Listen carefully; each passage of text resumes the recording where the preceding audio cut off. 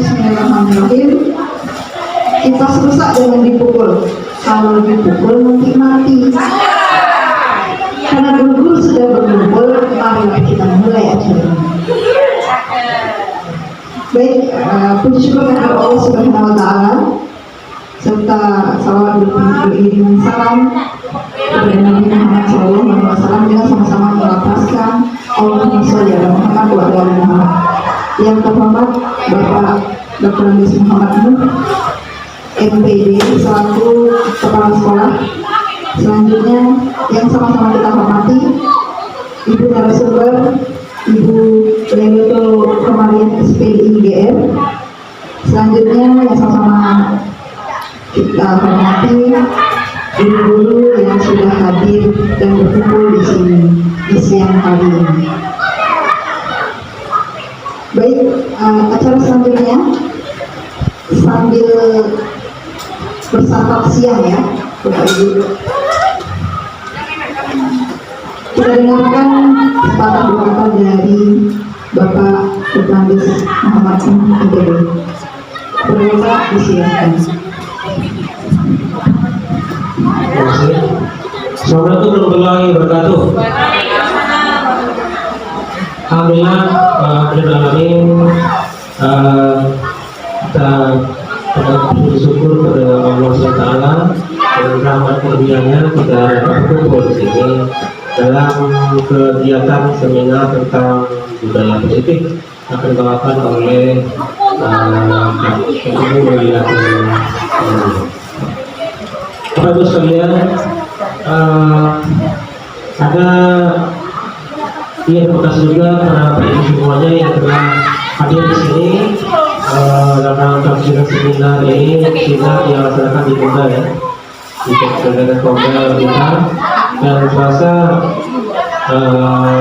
itu pernah melaksanakan dan nanti kita melaksanakan lagi karena memang kegiatan Kombel itu dilaporkan kita ini masih sedikit melaksanakan kegiatan di Kombel. Untuk itu nanti kita akan aktifkan kegiatan khususnya komunitas belajar sekolah. Kita bisa melaksanakan juga dengan Kombel di masing-masing kelompok yang sudah terbentuk. Itu sudah resmi ya dari PLN. Cuma untuk webinar kayaknya kembali minta lagi nih sama PLN itu pernah menyelesaikan dulu satu topik. Padahal kita selesaikan itu, tapi kami tolak isu perbaiki. Nah, kalau mana bisa seminar webinar di Kombel, tapi sekarang ternyata diikat lagi sehingga selesaikan dulu topiknya. Dan di Kombel saya masukkan juga Ibu Ella sebagai penggerak. Nah, kalau misalnya Ibu Ella bisa selesaikan topik itu bagus juga ya. Jadi bisa kita ikut webinar. Tapi tanpa webinar pun bisa dilaksanakan dengan cara langsung bisa ya. Karena daftar ya, yang penting terdaftar di PLN. Bapak sekalian, sebenarnya kita minta mencari waktu ya, disuruh menentukan kapan kita ini waktunya untuk melaksanakan kegiatan Kombel ya, disuruh cari waktu kapan. Nah, sehingga kemarin perawat Indonesia Bermulir, saya lihat Kombel kita ini belum menentukan waktu, jadi sifatnya insidensial saja. Nah, bagusnya adalah kita ada waktu kapan, apakah sebulan sekali, apakah seminggu sekali, atau 2 minggu sekali kita ada jadwal untuk Kombel. Nah, untuk itu, tetapi sementara ini saya masih saya cek di situ bagian yaitu sifatnya insidensial. Jadi kalau ada misalnya kita melaksanakan seminar, kalau kita berikan waktu gitu, seharusnya ada waktu tertentu di Kombel kita. Kemudian sekalian, kami berkenaan tadi dengan seminar ini tentang budaya positif, yaitu tahu budaya positif kan? Nanti dijelaskan oleh narasumber ya. Pokoknya apa yang berkaitan dengan keyakinan nilai-nilai yang positif, yang baik, yang mendukung pembelajaran, itulah yang disebut dengan budaya positif atau budaya positif. Pokoknya yang baik lah itu ya, yang jahat nggak usah, yang baik positif. Kemudian saya tentang hasil pertemuan tadi di kecamatan. Jadi kita sebaiknya juga melaksanakan kegiatan penyuluhan anti narkoba di sekolah, ya. Nah nanti kecil waktu lah kapan kita akan melaksanakan penyuluhan dengan siswa semuanya yang berkaitan dengan narkoba. Tapi dibalut dalam ditambah lagi dibalut dengan tema yaitu keluarga sehat. Nah keluarga sehat, keluarga sehat anti narkoba. Itu nanti kita coba waktu di kapan kita ada pertemuan. Nah kemudian informasi tentang bahwa hari Senin nanti kemungkinan kita akan dikunjungi tim dari CD dan APP. Hari Senin, ya, itu kita mungkin jawaban seperti nanti ada tamu datang dari program CD. Tahu CD kan? Bukan salah dalam, ya. CD, Komite Komik Development, apa artinya bahasa Inggrisnya? Hubungan masyarakat, ya, hubungan masyarakat. Nah, jadi kemungkinan dia akan survei di sini, kemungkinannya hari Senin depan ini. Itu kita akan terima mereka dengan sebaik-baiknya sebagai tamu dan tim survei. Kemudian kita juga akan melaksanakan apa itu kegiatannya Pak itu? Tanggal 20 ada kegiatan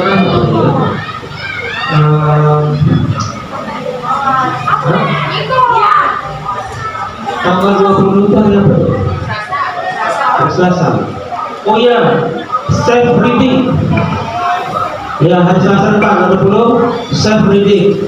Yaitu cara memandu yang sehat, ya kan, atau yang baik. Itu tim dari Polda ada. Nah, berapa belum? 21 ya? Harusnya 20. Nah, tanggalnya mereka tentukan sama kita dong. Oh kira, ya. Jadi tim itu datang dari Polda, didampingi oleh tim dari Polres di sini ya. Untuk itu besok kita juga sosial kita nih, anak kita jangan lupa besok pada tanggal itu semuanya wajib helm, ya. Ini betul kan nanti. Jadi nggak sampai nanti dipanggil atau buat contoh satu kan, mana ontanya, mana helm kamu. Nah, namanya self reading. Untuk itu besok kita ingatkan sesuatu pada tanggal itu, kalau mereka bawa motor bawa helm, bawa STNK, ya. Nah itu mengingatkan mereka kembali. Sebelum itu ya minimal sehari sebelumnya mereka ada diingatkan untuk membawa perlengkapan itu. Nanti mereka akan apa tuh macam apa juga lah, macam sosialisasi juga lah ya tentang cara mengambil yang baik. Dulu pernah juga tuh di SMP 3 Dayut ya pernah gitu ya. Penyuluhnya polisi, ada polisi juga, ada polwan juga kadang ya yang penyuluhan itu langsung tentang masalah self-reading atau mengendalikan otak dengan baik atau dengan dia mengikuti aturan. Kalau sekalian itu yang disampaikan. Kemudian kalau nanti rezeki minta bantu sama anak-anak OSIS untuk memasak bulbul, yang ada sih berapa tuh ya sama seminggu ya di Dora sana ya Dora ya. Nah OSIS bantu untuk memasak bulbul, dari kayunya ada berapa buah dapat ada tuh ya. Kalau untuk bulbul untuk meramaikan lah 3 Agustus ya. Nah masak deh, oke ya. Selasa di sini harus sampaikan, tolong Pak Ibu ikuti keterangan nanti dari Ibu Ella narasumber kita pada hari ini yang berkaitan dengan penerapan budaya positif di kelas. Contoh ya, kita budayakan mereka tuh bajunya masuk ke dalam. Sering saya lihat kalau saya mengecek kelas itu anaknya baru keluar, padahal guru depan ada guru depan, kenapa tak suruh mereka masuk baju dalam? Nah itu masalahnya. Sering saya lihat baik baju pramuka maupun baju penjuru. Terus kalau kita ketemu anak itu yang menjalani baju di luar, tegur lah, ya tegur, ya baju masuk dalam gitu, ya sama-sama. Jangan dibiarin, yang nggak tahu, jangan gitu, ya. Itu contoh satu aja, bukan yang lain. Contohnya gitu, tentang disiplin berpakaian. Jadi tolong nanti ada kelar yang ketemu anak-anak itu yang baju keluar, tolong masuk ke dalam. Juga yang dalam kelas, yang anaknya baju keluar itu makanya saya suruh siapkan diri, siapkan diri. Kenapa? Nampak baju keluarga itu. Tapi kalau misalnya duduk, nampak ya bajunya gimana? Itu makanya suruh berdiri itu salah satu tujuannya adalah pakaian mereka itu apakah mereka ada rapi atau belum, itu tujuannya. Terus kalian kemudian oke lah, yang lain nanti disampaikan oleh ibu narasumber kita pada hari ini. Sekian dulu, assalamualaikum warahmatullahi wabarakatuh. Terima kasih kepada Bapak. Selanjutnya penyampaian materi yang akan dipresentasikan oleh Ibu Lailatul Humaydah SPD IGR tentang penerapan budaya positif di kelas. Ibu disilakan.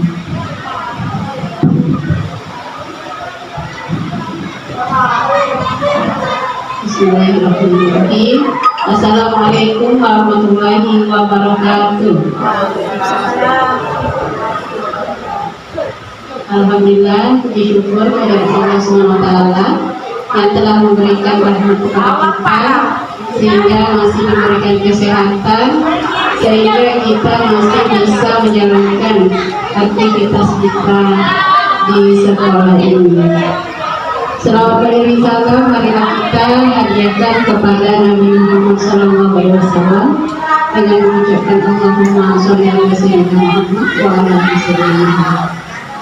Yang saya hormati Bapak Kepala Sekolah SMP Negeri 14 beserta Wakil Kepala Sekolah. Yang saya hormati Bapak Ibu Majelis Guru SMP Negeri 14.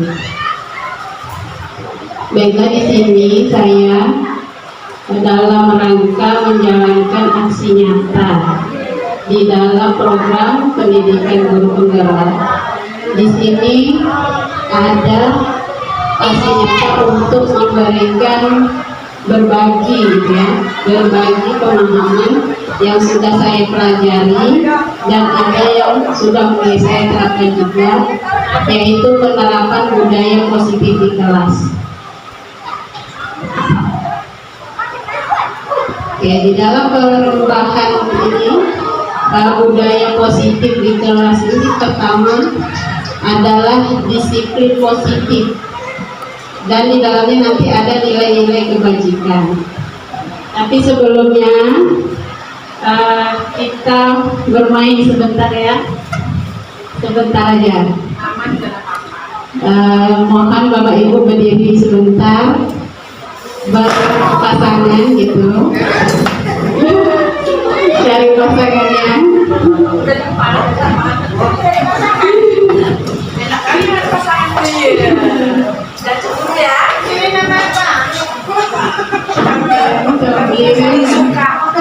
Pakai sek sama pakai sek.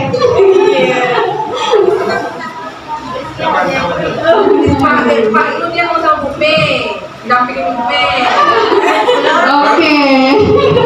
Udah berdiri, udah dapat tahu. Oke, kita mulai ya. Jadi ada yang berperan sebagai, contohnya A aja lah namanya ya, A dan B ya. Satu menjadi A, satu menjadi B. Tadi segini dengan Pak Jeffrey. Jadi nanti kita bisa bertukar, yang A nanti jadi B, begitu sebaliknya ya. Jadi yang pertama yang jadi A itu mengepalkan tangan. Nah, ini ibaratnya bayangkan di dalam tangan kita ini ada sesuatu yang berharga untuk hidup yang A ini ya. Lalu yang B itu membujuk terus agak keras sedikit mengintimidasi untuk membuka tangan si A. Nah, coba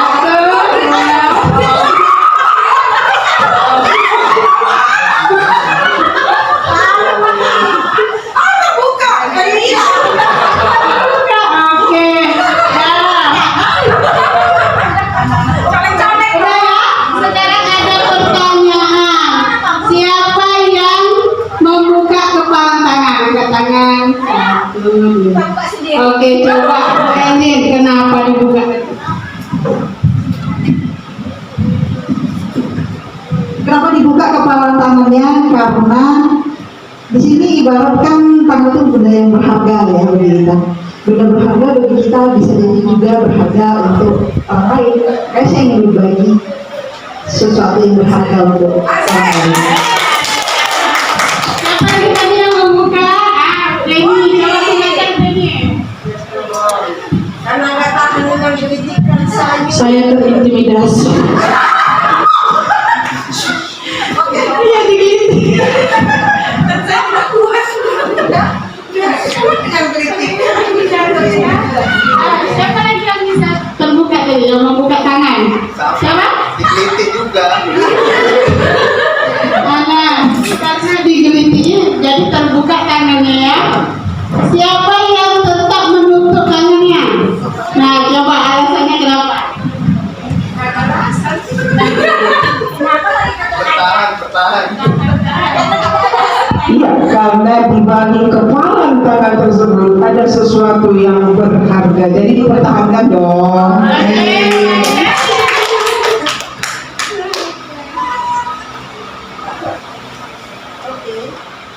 Oke, terima kasih. Silakan duduk kembali. Jadi dalam kegiatan tadi itu ada yang memegang kendali ya, memegang kendali tangannya sendiri ya kan.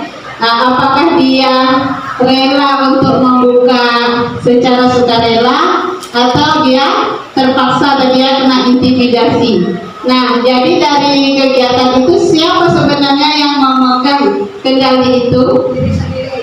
Iya, diri sendiri ya. Yang bisa membuat dia mau membuka atau mempertahankannya ya. Nah, jadi ini ada sebuah teori kontrol yang selalu menjadi miskonsepsi bagi kita. Yang pertama itu adalah ilusi guru mengontrol murid. Jadi seperti yang tadi itulah yang diintimidasi tadi kan, seakan-akan dia bisa membuka tangannya. Siapa tadi, Pak Rizky dan Bu Deni tadi kan. Guru itu merasa bahwa ya dengan seperti ini dia mau memberikan apa yang saya suruh gitu kan. Nah, itu adalah sebuah ilusi bagi guru. Sebenarnya ya yang bisa mengontrol diri sendirinya itu ya Bu Deni sendiri gitu kan. Kalau dia pas itu terintimidasi, oke dia buka, tapi setelah itu enggak dia. Di belakang itu ada rasa gimana gitu ya kan, kesal, marah. Oke, terus yang kedua, ilusi bahwa semua penguatan positif efektif dan bermanfaat gitu ya. Jadi kita rasa sebagai guru itu penguatan positif itu efektif dan bermanfaat, padahal itu sebuah miskonsepsi ya. Nah, ternyata itu hanya ilusi. Nah, terus yang ketiga, ilusi bahwa kritik dan membuat orang merasa bersalah dapat menguatkan karakter. Nah, itu bagi kayak saya sendiri lah gitu, sering juga membuat kalau anak tuh berbuat salah, nah kita tuh gimana menjadi anak itu merasa bersalah begitu kan. Nah, kayak mana sih kamu tuh udah kayak gitu, ini kita cabut-cabut gini, merasa dia bersalah gitu kan. Rasa kita dia tuh nanti dia akan jadi anak baik gitu kan. Apa ribu-ribu nih, kamu nggak tahu capek misalnya gitu kan. Ternyata itu hanya sebuah ilusi. Ya saat itu aja mungkin dia merasa bersalah gitu. Kita rasa dia merasa bersalah, tapi nggak tahu juga gitu kan. Terus ilusi bahwa orang dewasa memiliki hak untuk memaksa. Nah, jadi kita merasa kita ini udah lebih dewasa, jadi punya hak untuk memaksa peserta didik. Padahal peserta didik itu juga punya keinginannya sendiri, punya kebebasan sendiri gitu ya. Jadi itu tadi tentang yang Bapak Ibu praktekkan, bahwa yang memegang kontrol itu sendiri, diri sendiri, yang dibilang sama Elin tadi ya, bukan orang yang menyuruh membuka itu. Jadi sejatinya itulah diri sendiri. Jadi di sini ada lagi, kalau dulu itu stimulus respon biasanya itu adalah teorinya behavioristik ya. Nah, sesuatu percobaan yang dulu itu tentang tikus kalau nggak salah tuh yang di behavioristik, bahwa ada stimulus pasti dia ada responnya gitu. Tapi ada lagi ini teori dari Stephen R. Covey ini, dia mengatakan bila kita ingin membuat kemajuan perlahan, sedikit-sedikit ubahlah sikap atau perilaku Anda. Namun bila kita ingin memperbaiki cara-cara utama kita, maka kita perlu mengubah kerangka acuan kita. Ubahlah bagaimana Anda melihat dunia, bagaimana Anda berpikir tentang manusia. Ubahlah paradigma Anda, skema pemahaman dan penjelasan aspek-aspek tertentu tentang realitas. Ini menurut Stephen R. Covey. Jadi dia mengatakan teori kontrol itu ada, membantah dari stimulus dan respon itu.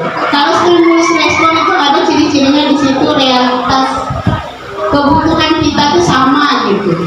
Tapi kalau kata Stephen nih, bahwa realitas kebutuhan kita itu berbeda. Jadi setiap kita ini punya kebutuhan yang berbeda-beda, sama seperti peserta didik kita.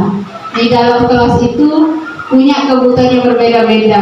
Ada yang misalnya dia suka menulis, ada yang dia suka berbicara di depan gitu ya, ada yang suka menjadi pemimpin, penguasa di situ di kelas, tapi ada yang juga pemalu gitu.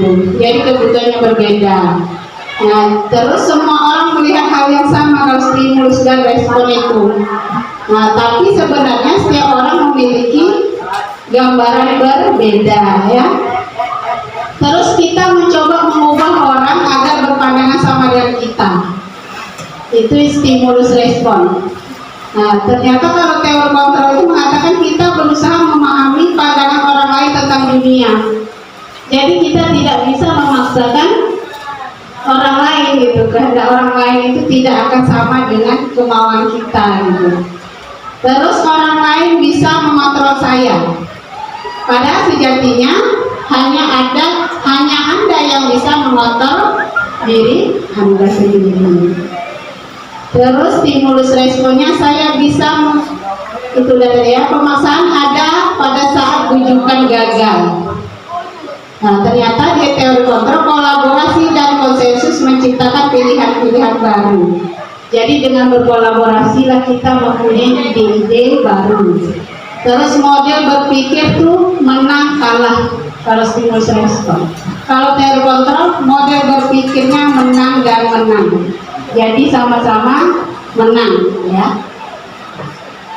Nah, budaya positif ini kan anaknya itu ada tentang disiplin positif.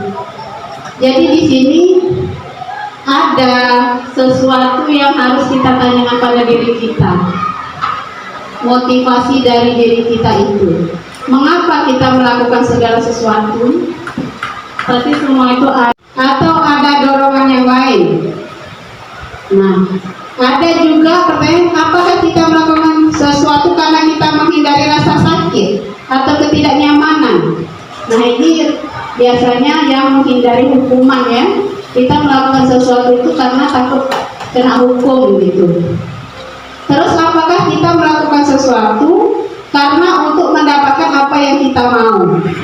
Nah, kadang ada yang motivasinya karena ingin ini nih, jadi melakukan sesuatu yang baik misalnya gitu. Jadi berbagai macam motivasi yang mempengaruhi kita untuk melakukan sesuatu. Nah, di sini Bapak Pendidikan kita Ki Hajar Dewantara membuat sebuah pernyataan bahwa di mana ada kemerdekaan, disitulah harus ada disiplin yang kuat. Sungguh pun disiplin itu bersifat self-disiplin, yaitu kita sendiri yang mewajibkan kita dengan sekeras-kerasnya. Tetapi itu sama saja, sebab jika kalau kita tidak cakap melakukan self-disiplin, wajiblah penguasa lain mendisiplinkan diri kita. Dan peraturan demikian itulah harus ada di dalam suasana yang merdeka. saya coba mengenalkan nilai-nilai yang ada di dalam profil pelajar Pancasila pada anak-anak. Itu menggunakan lagu pelajar Pancasila.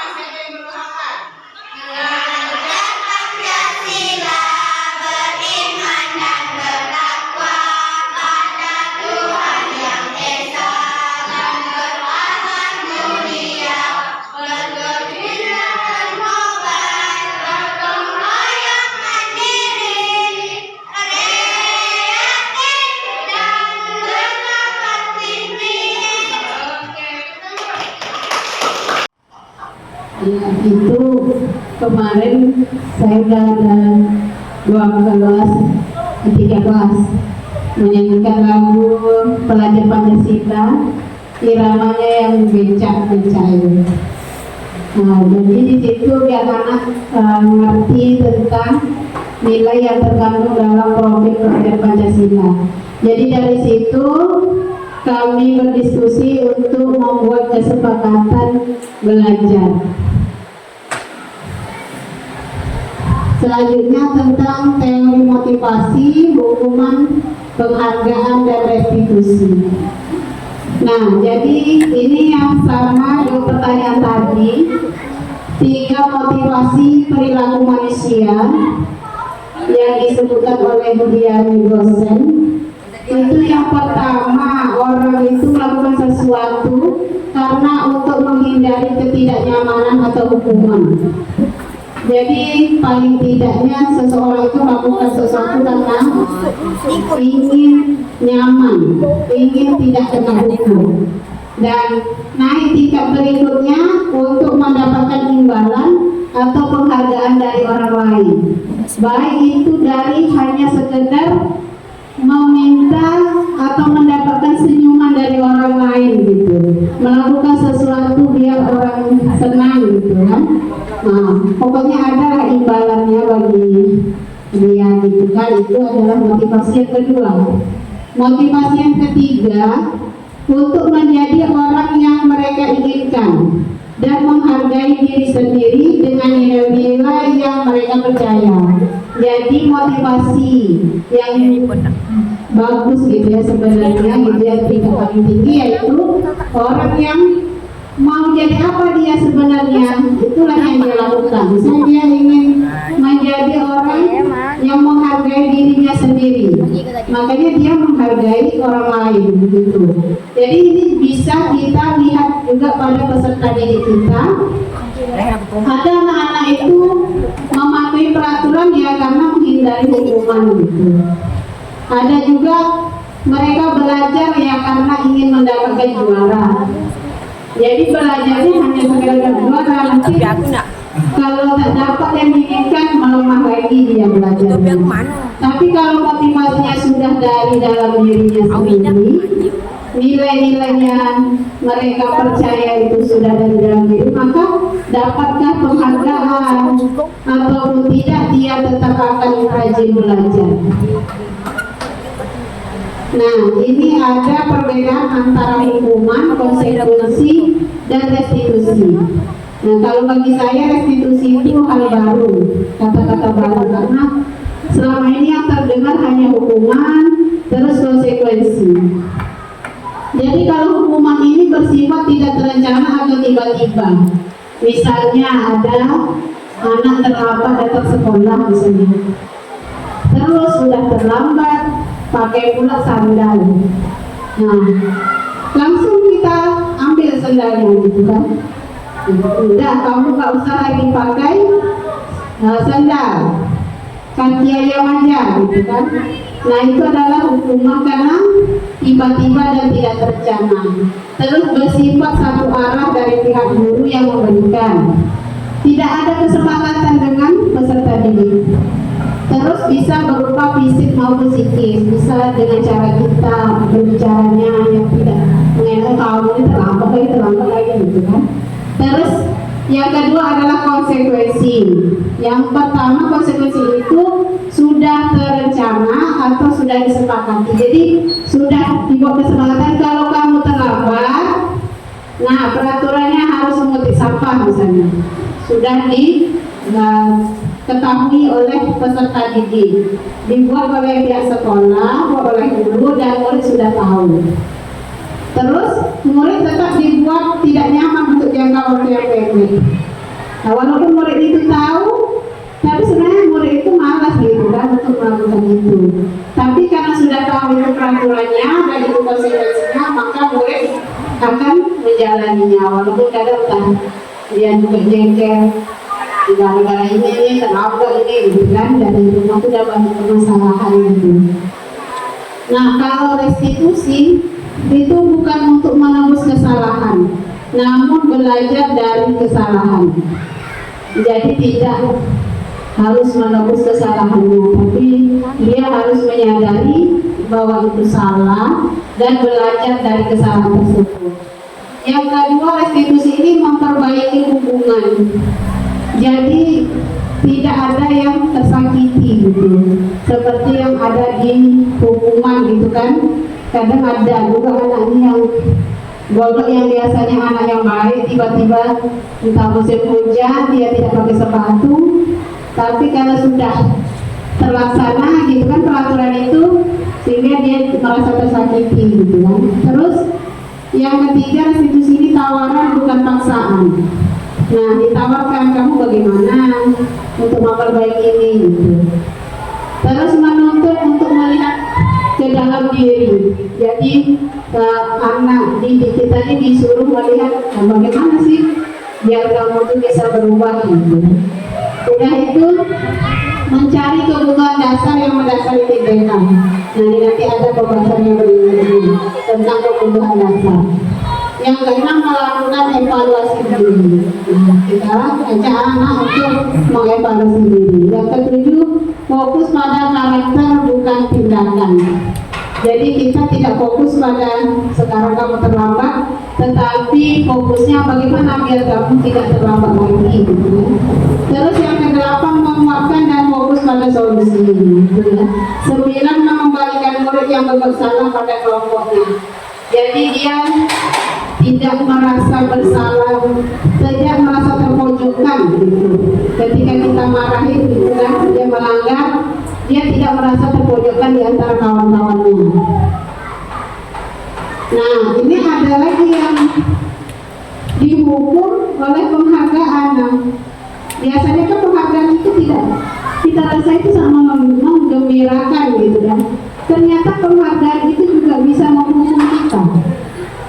Ini menurut Al-Fikon mengemukakan baik penghargaan maupun hukuman adalah cara mengontrol perilaku seseorang yang menghancurkan potensi untuk pembelajaran yang sesungguhnya. Menurut Kon, secara ideal tindakan belajar itu sendiri adalah penghargaan sesungguhnya. Jadi dihukum oleh penghargaan itu ada pengaruh jangka pendek maupun jangka panjang. Nah, di sini ada keterangan jika kita menggunakan penghargaan lagi dan lagi, maka orang tersebut akan bergantung pada penghargaan yang diberikan serta kehilangan motivasi dari dalam. Jadi kalau kita terbiasa mengasih penghargaan pada peserta didik, maka dia akan berharap terus penghargaan itu. Tapi kalau tidak ada lagi penghargaan itu, maka dia akan melemah motivasinya untuk belajar. Terus penghargaan itu tidak efektif. Jika saya mengharapkan suatu penghargaan dan tidak mendapatkannya, maka saya akan kecewa dan berkecil hati, serta kemungkinan lain kali saya tidak akan berusaha sekeras sebelumnya.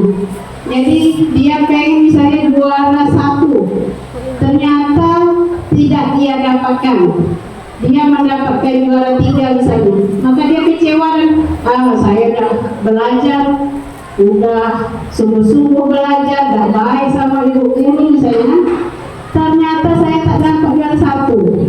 Akhirnya dia kecewa dan dia malah jadi penghargaan itu menjadi rasanya tidak efektif. Terus penghargaan juga bisa merusak hubungan. Kenapa? Penghargaan menciptakan persaingan di dalam kelas dan persaingan menciptakan kecemasan. Jadi ada yang anak itu dia sebenarnya udah betul-betul belajar, tapi ternyata hasilnya nol lagi ya. Jadi dia yang melihat kawannya kok ngapa lah dia tuh yang bagus terus gitu kan, padahal lawan dah berusaha juga gitu kan. Nah, jadi merusak hubungan antara siswa. Dan penghargaan itu menghukum. Nah ini yang saya kemarin juga terkait juga, penghargaan menghukum gitu kan. Ternyata jika suatu penghargaan diharapkan, namun Anda tidak mendapatkannya, Anda akan merasa dihukum. Perasaan kita tuh rasanya dihukum, kita udah berusaha ini itu segala macam, rupanya tak juga kita dapatkan. Jadi penghargaan itu menjadi hukuman bagi kita gitu kan. Nah jadi inilah, makanya sekarang ada juga sudah sekolah yang menerapkan itu tidak lagi ada juara di kelas. Karena ini tadi banyak alasannya itu, dengan penelitian itu ternyata tidak baiknya dengan penghargaan ini gitu. Karena gini, penghargaan itu sendiri kalau misalnya anak sudah, misalnya dia dari belum bisa membaca, sekarang dah hafal dia huruf hijaiyah misalnya. Nah itu sudah menjadi penghargaan sendiri bagi diri dia. Oh udah bisa saya. Walaupun kita lihat memang dengan yang lainnya itu kan jauh, misalnya yang lain dah bisa Al-Quran misalnya, tapi dia baru bisa menghafal huruf hijaiyah itu punya kebanggaan sendiri bagi dirinya itu. Karena sesungguhnya itulah apa yang dia dapatkan, dia belajar, dia mau belajar aja itu sudah sebuah prestasi. Nah kita lanjut ke keyakinan kelas. Keyakinan kelas ini, nah ini cara membentuk keyakinan kelas. Kita biasanya mengenal peraturan kelas ya. Kemarin dah ada ya, yang di kelas itu kan peraturan kelas atau tertib kelas gitu kan. Nah sekarang kita coba beralih ke keyakinan kelas. Jadi dari peraturan-peraturan kelas itu kita ubah jadi ke keyakinan. Nanti bisa diterapkan sama wali kelas juga. Nah, kita ajak diskusi siswa itu tentang peraturan yang ada sebelumnya. Misalnya tadi kayak tadi batu harus masuk begitu kan, dilarang mengeluarkan batu ya gitu kan. Nah baru dari peraturan itu kita jadikan kalimat yang positif. Misalnya tidak boleh keluarkan baju, tidak boleh keluarkan baju. Peraturan tidak boleh keluarkan baju. Nah apa kata-kata positifnya? Selalu rapi ya. Baju dimasukkan ke dalam selalu rapi gitu ya. Nah setelah kita jadikan kalimat positif, baru kita cari nilainya, kebaikan apa yang dipakai di situ. Berarti dia disiplin ya, terus rapi kan. Nah jadi kita buat tentang keyakinan kelas itu, kita buat di situ berpakaian rapi. Nah, kita munculkan bahwa itulah nilai kebaikannya, kalau rapi akan enak dilihat gitu ya kan, bukan karena apa-apa yang lainnya gitu, tapi kalau rapi enak dilihat, maka kelas itu kan kondusif, nggak mencolok ya kan. Ya selanjutnya yang tadi yang saya bilang ada tentang kebutuhan dasar manusia. Jadi kebutuhan dasar manusia ini menurut Dr. William Glasser itu ada 5 yang harus dipenuhi. Nah ini ada pertamanya bertahan hidup. Kalau bertahan hidup itu adalah tentang fisik, makan, minum, terus tidur. Pokoknya yang bersangkutan dengan fisik itu harus terpenuhi. Tapi kalau dia tidak terpenuhi dengan baik, maka seseorang itu akan memenuhinya dengan yang tidak baik. Jadi anak-anak didik kita ini terkadang lagi lapar, belum sarapan. Ada juga udah sarapan, tapi sarapannya yang tidak sehat misalnya. Jadi tubuhnya ini tidak enak, apalagi yang bergadang gitu. Jadi memang harus terpenuhi kebutuhan dasar manusia. Terus yang kedua itu kasih sayang dan rasa diterima. Nah, kasih sayang dan rasa diterima ini bisa jadi di rumah juga. Ada sangkut pautnya dibawa ke sekolah, di rumahnya dia lagi ada masalah dengan orang tuanya, misalnya dibawa ke sekolah hingga dia tidak mau untuk belajar. Terus tentang kebebasan. Kebebasan ini dia ingin mandiri, dia ingin belajar yang suka dia, gitu, kesukaan dia. Tapi kalau tidak terpenuhi, nah dia akan menjadi usil, gitu ya kan. Terus selanjutnya adalah kesenangan. Sesungguhnya siswa-siswa ini ingin belajarnya itu dengan rasa senang, dengan lupa, tapi terkadang dia salah pula untuk mengaplikasikannya, malah dengan menjadi kawan, dia merasa senang terjadi kawan. Nah, gitu. Terus penguasaan. Nah, ini ada siswa itu terkadang dia ingin jadi pemimpin, ingin menonjolkan diri, tapi kadang kita tidak mengerti dia butuh itu. Kita panggil juga kawan yang lainnya. Nah, dia ingin menunjukkan diri dia, makanya kadang lain pula dia yang dilakukannya, gitu kan. Jadi kebutuhan dasar manusia ini memang harus terpenuhi. Nah, jadi dengan terpenuhinya itu maka dia bisa mempunyai dunianya yang berkualitas. Setiap kita punya dunia berkualitas. Itu tempatnya khusus dalam pikiran kita untuk menyimpan gambaran representasi dari semua yang kita inginkan. Bisa berisi orang-orang, hal apa saja lah yang kita inginkan. Itulah ibaratnya dunia kita. Tapi kalau itu terpenuhi dengan kebajikan, maka itu namanya dunia kita berkualitas. Salah satunya harus kebutuhan dasar tadi terpenuhi dengan baik. Nah, ini yang soalnya ada restitusi 5 posisi kontrol. Jadi kita sebagai guru itu punya posisi kontrolnya 5. Yang pertama itu sebagai penghukum. Jadi sebagai guru itu punya kontrol penghukum. Seorang penghukum bisa menggunakan hukuman fisik maupun verbal, seperti nada suara tinggi, bahasa tubuhnya, mata melotot, jari menunjuk-nunjuk, menghardik.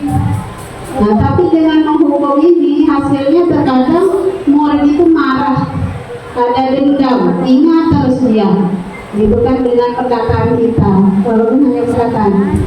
Nah, itu sebelum ini juga saya suka juga jadi ini penghukum, gitu kan. Kadang tuh bagaimana melihat tingkah laku anak tuh, kita mengatai anak, gitu kan.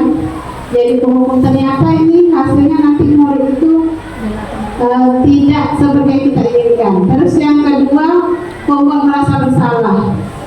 Nah, ini nada suara halus ya, memelas, bahasa tubuh meraba pada anak, lesu. Murid akan merasa bersalah.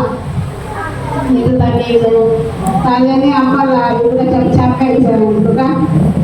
Tapi tetap juga masih ribut ini ya. Jadi kita buat anak itu merasa bersalah gitu. Tapi apa hasilnya? Kalau memang dia merasa bersalah, dia merasa diri dia itu sebagai orang yang gagal, tidak sanggup membahagiakan orang lain. Adalah kalau gitu. Kalau anak yang kita padahal inginnya anak itu dengan kita seperti itu ingin lebih semangat lagi dia, gitu kan, lebih tertib. Tapi ternyata ada juga anak yang adalah gitu kan, dia merasa dirinya gagal gitu.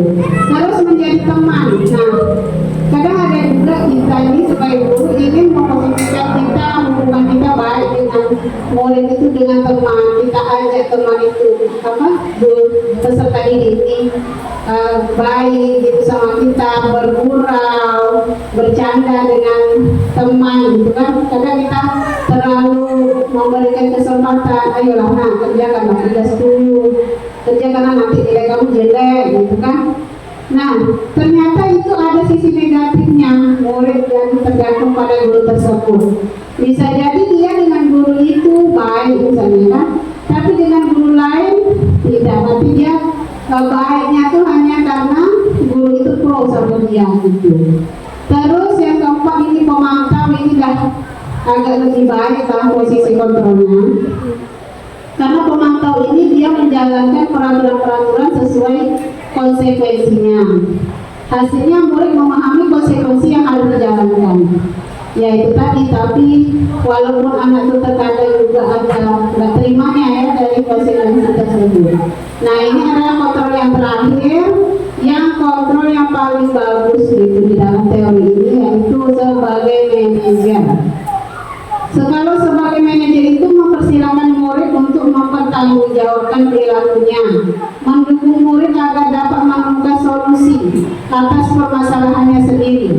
Hasilnya murid dapat menjadi pribadi yang mandiri, merdeka dan bertanggung jawab.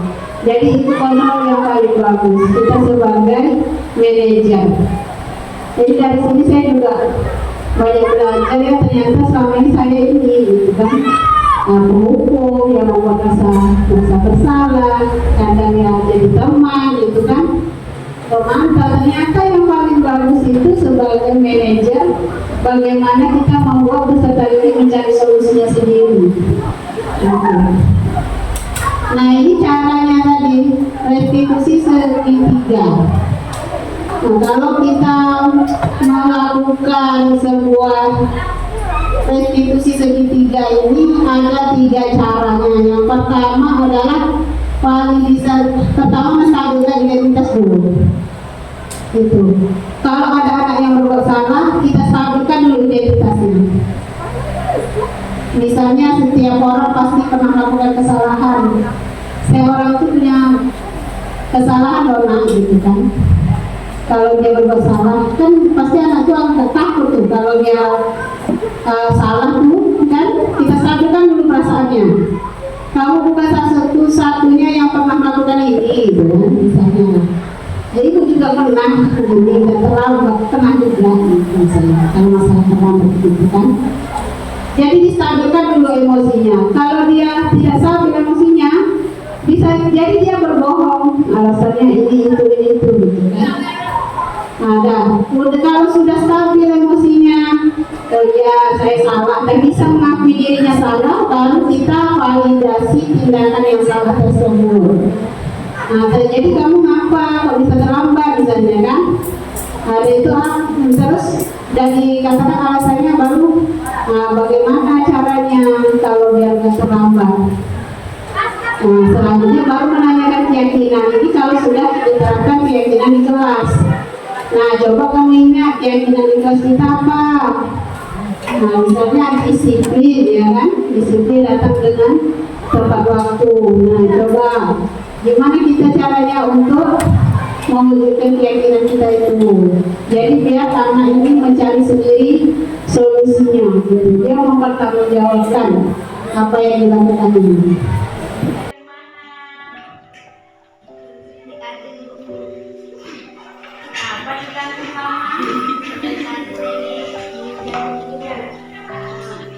Dengar nggak bel tadi berbunyi?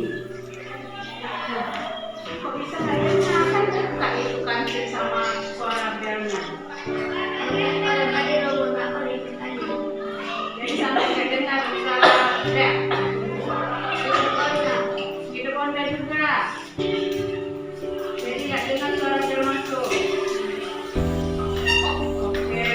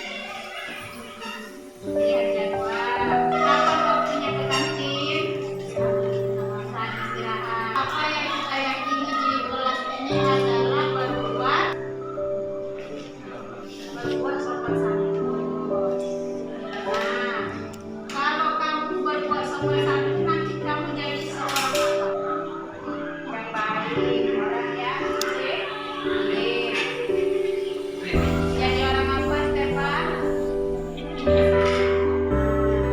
menjadi orang baik dan disiplin, itu akan menjadikan kamu siswa yang terbaik. Itu kemarin saya dah coba lagi yang yang kemarin anaknya terlambat masuk ya. Saya coba dapat sedikit dari situ. Mungkin itu yang terakhir ya. Nah, untuk selanjutnya saya kembalikan kepada moderator. Baik, terima kasih pemaparan dari Ibu Leto Komaria. Untuk selanjutnya saya buka satu sesi pertanyaan untuk 2 atau 3 orang penanya saja. Yuk. Oke, baik. Silakan Bu Bumi, pertanyaan hebatnya. Terima kasih. Sesuatu yang berbeda dengan saya. Saya tadi lihat teori-teorinya, ya, bagaimana disiplin positif, penerapan disiplin positif. Sekarang untuk sharing juga saya ingin menjudge atau mencari kesalahannya. Untuk sharing ya, Bella. Sebenarnya saya hanya minta contoh bagaimana ternyata segala yang sudah kita lakukan, ternyata anak itu memang betul-betul tidak tergerak hatinya untuk belajar dengan semangat. Terima kasih Bella. Baik, itu pertanyaan dari Bu Ini mau dijawab Bu. Bagaimana caranya anak ini bisa tergerak? Sudah melakukan belajar tapi tidak tergerak hatinya. Silakan Bu. Terima kasih Bu Nona atas pertanyaannya. Jadi dari budaya positif tadi itu banyak prosesnya. Yang pertama itu kenapa peserta didik itu melakukan sesuatu, tentu dia ada tujuan. Salah satunya itu ingin memenuhi kebutuhan dasarnya tadi, tentang dia ingin bertahan hidup ya, fisiknya atau psikologisnya. Tadi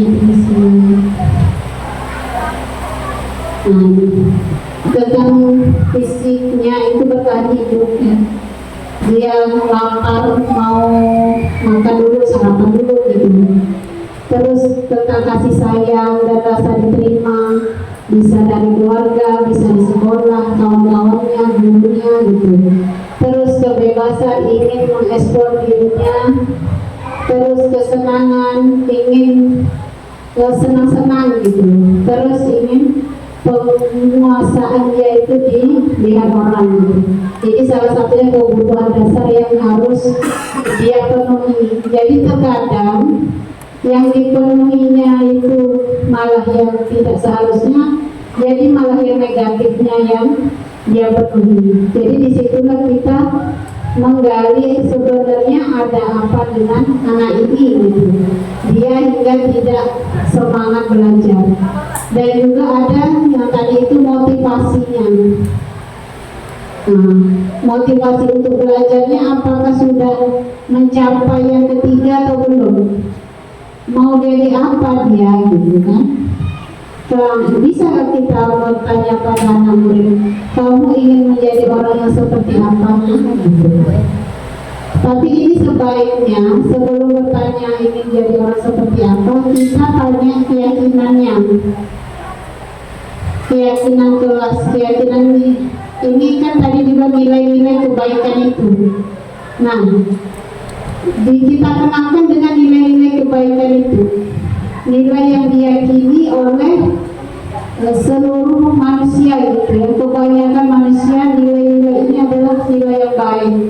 Nah, jadi dari sini coba ditanya, nilai apa yang kamu kurang, nilai kebaikan apa yang kamu tidak laksanakan gitu. Jadi setelah dia tahu bahwa oh ya saya itu kalau malas berarti dia itu adalah keingintahuannya kurang ya. pengetahuannya, kreatifnya gitu ya. Nah, setelah tahu nilai itu dia tidak terpenuhi, nah kita tanyakan lagi bagaimana caranya. Kalau nilai itu tidak terpenuhi, kamu mau jadi apa? Nah, baru ditanyakan dengan motivasi itu. Jadi kita cara melakukannya itu dengan cara segitiga restitusi tadi itu. Yang ini. Yang pertama, kalau peserta didik itu berbuat apa dulu kita stabilkan dulu identitasnya. Kita bilang bahwa semua orang itu pasti pernah melakukan kesalahan.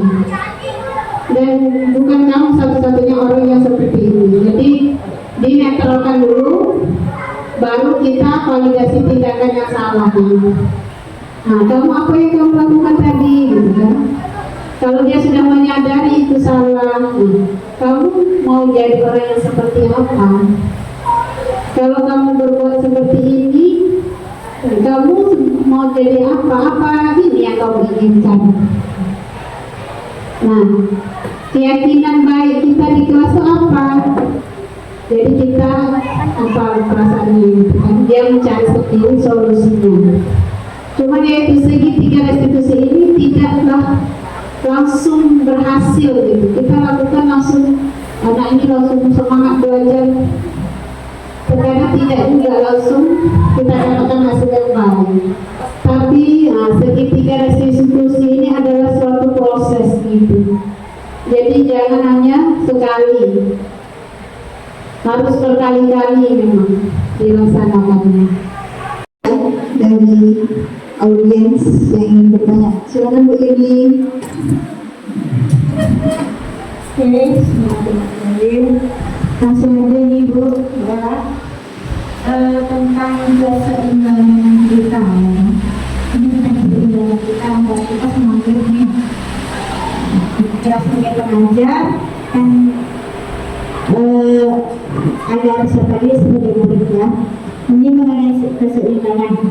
Nah, kita kan perlu keseimbangannya antara sikap anak tadi ketika kita dalam dia membuat tugas mandiri dan mereka anak tadi membuat tugas mandiri dan anak tadi juga membuat tugas kelompok. Nah, ini sebenarnya cara yang paling ampuh. Bagaimana kita caranya yang paling ampuh untuk menyeimbangkan sikap kemandirian dan sikap kelompoknya tadi. Dan kita itu sebagai guru itu gimana menyikapinya gitu. Jika ada kewajaran dalam mereka membuat sikap mandiri dan kelompoknya tadi, tugasnya tadi. Terima kasih. Baik, menarik sekali pertanyaan dari Bu Yuli. Katanya bagaimana sikap guru ketika ada murid yang sudah mandiri, kemudian meletakkan diri di sosialisasi atau berkelompok, itu gimana caranya? Membedakan, menyikapinya. Kadang dia karena udah terbiasa mandiri, saya nggak mau lah berkelompok gitu ya, nggak mau dia berkelompok karena lebih enak mandiri gitu. Nah, sedangkan sikap di sini yang harus dilatih ditemukan adalah sikap-sikap budaya positif gitu. Silakan. Baik, terima kasih kepada Bu Ibu yang sudah memberikan pertanyaan. Jadi ada terkadang anak ini memang sudah jadi nilai mandiri itu juga adalah nilai kebaikan ya. Dia bisa mengerjakan tugasnya secara mandiri. Tetapi juga nilai kolaborasi itu juga sebuah nilai kebaikan juga. Jadi untuk kita bisa berjalannya sebuah pembelajaran dengan diskusi tentunya butuh kolaborasi. Nah, itu juga kita harus tanamkan kepada peserta didik.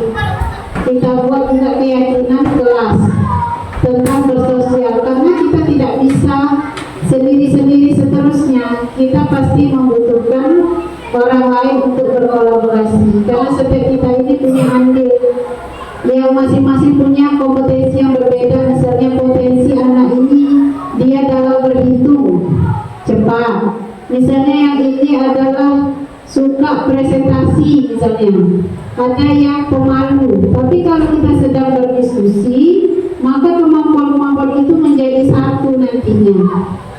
Jadi tidak hanya fokus dia bisa menjawab pertanyaan di kertas gitu ya. Tapi kalau sudah kelompok nanti dia banyak kegiatannya. Ada yang bisa bertanya, menjawab dan kritis, maka dibutuhkanlah kolaborasi. Jadi kita tanamkan pada peserta didik itu, mandiri itu bisa menghargai temannya dengan kemampuan temannya gitu ya, berbeda-beda. Karena memang dari peserta didik sekarang ini kita mengajak untuk berkolaborasi. Karena nantinya di masyarakat juga kita berkolaborasi. Setiap masyarakat itu punya perannya masing-masing. Gitu. Itu dari saya. Mana tahu ada tambahan dari yang lain. Terima kasih Ibu. Teman-teman ada yang ingin menambahkan? Saat ini masih tidak berdiri. Sudah? Bagaimana Ibu ini jawaban dari narasumber? Jadi keduanya sangat dibutuhkan ya, mandiri dan kolaborasi itu. Oke, terima kasih. Selanjutnya mungkin acara ini akan kita tutup ya Ibu ya. Ada yang mau game lagi? Oke, ada yang mau raise hand nih. Silakan untuk memilih. Oke, thank you buat ibu moderator kita. Assalamualaikum warahmatullahi wabarakatuh. Saya ingin bertanya, ini bentuknya sharing saja kepada ibu narasumber, karena ibu narasumber telah mengaplikasikan bentuk dari nilai-nilai atau kegiatan segitiga restitusi ini di dalam kelas. Jadi bagaimana dampaknya untuk ibu narasumber atau ibu Ella? Apakah memang ada berdampak terhadap siswa kita atau belum muncul dampaknya? Karena ini kan kalau saya perhatikan dari tadi ini bentuknya segitiga restitusi, kemudian juga apa namanya yang di kelas tuh keyakinan ya kan, atau yang kalau zaman dulu kita sebutnya seperti kontrak perkuliahan atau kontrak pembelajaran gitu ya kan. Nah seperti itu tuh kan sepertinya yang saya cermati itu ini psikologi dari pendidikan itu sendiri gitu ya. Itu awalnya dari psikologi pendidikan yang melebar untuk sampailah ke segitiga institusi tadi. Nah, jadi bagaimana ibu narasumber, apakah memang pengembangan dari psikologi ini memang sangat berdampak pada anak-anak kita sekarang, yang mana anak-anak sudah menggunakan kurikulum merdeka saat ini? Terima kasih. Assalamualaikum warahmatullahi wabarakatuh. Terima kasih. Ini pertanyaan pamungkas ya Bapak Ibu. Silakan Bu. Terima kasih untuk pertanyaannya Bu Dewi. Ya, ini tentang hal baru ya di sekolah kita atau pada saya sendiri adalah sesuatu yang baru. Jadi di Grup Penggerak ini ada modul tentang budaya positif ini. Bahkan kemarin waktu mengisi LHK itu masih belum paham gitu dalam meeting ada budaya positif. Rupanya memang ada gitu ya di modul itu tentang budaya positif. Jadi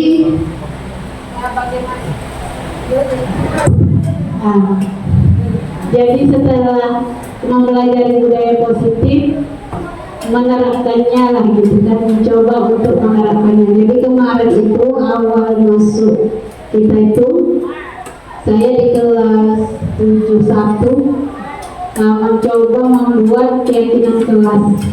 Karena awalnya itu dia sudah berbunyi lama, tapi peserta didik masih di luar. Nah, jadi saya bercerita tentang keyakinan kelas, tentang profil pelajar Pancasila, Apalagi yang pertama itu beriman dan bertakwa kepada Tuhan Yang Maha Esa dan berakhlak mulia. Jadi akhlak mulia ini tentang adab. Bagaimana murid itu melaksanakan sebuah sopan santun terhadap seorang guru.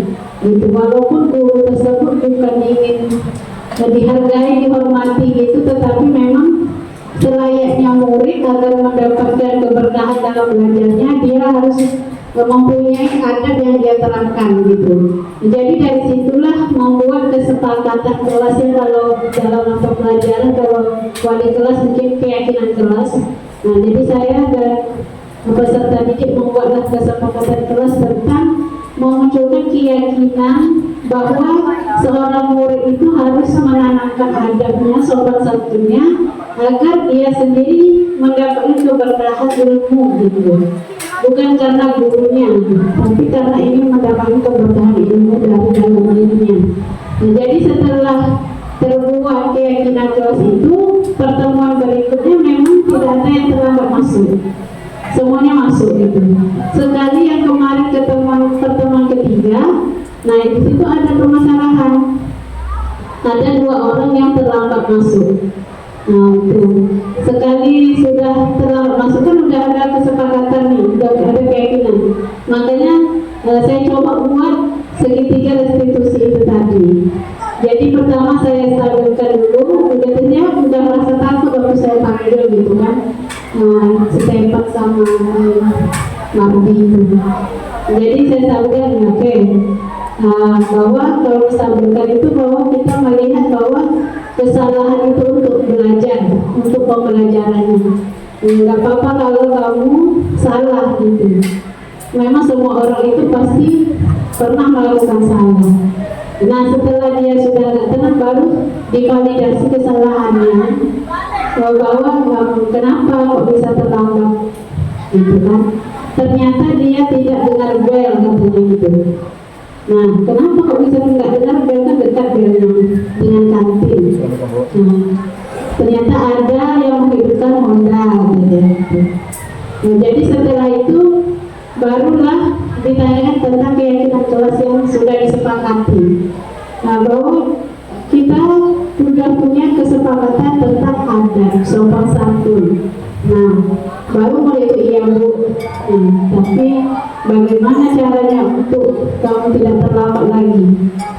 Kita suruh dia mencari solusinya. Jadi dia sendiri memikirkan bagaimana solusinya. Dan dapatlah dia jawaban, dia akan selalu melihat jadwal. Bisa jadi dia paspor nggak dengar, tapi kalau dia jadwal dia tahu. Dan dia akan makan itu kalau jam istirahat. Itu baru pertemuan terakhir kemarin. Tapi selanjutnya belum tahu apakah dia akan berubah gitu. Karena restitusi itu ya itu tadi proses gitu kan. Jadi proses. Nah kita sebagai guru ya betul tidak bosan-bosannya melaksanakan proses agar anak ini semakin baik gitu. Itu tadi hasilnya. Tapi kalau saya melihat dengan orang-orang yang mudah jadi bergerak gitu kan, udah membuat tinggi lagi, udah mahir lah mungkin ya, ada dampaknya. Terutama anak itu tidak merasa tersakiti, tidak merasa dongkol gitu, dan memang mau berubah gitu. Tapi kalau yang kita di sekolah ini, nah baru mulai, jadi belum tahu lah dampaknya apa nanti berdampak tidak. Tapi dengan ada keyakinan kelas yang pertama itu, anak-anak itu mulai tertib untuk masuk kelasnya. Enggak kita duluan yang di dalam kelas, tapi bunyi bel mereka masuk. Gitu, baru sebatas itu. Itu biasanya.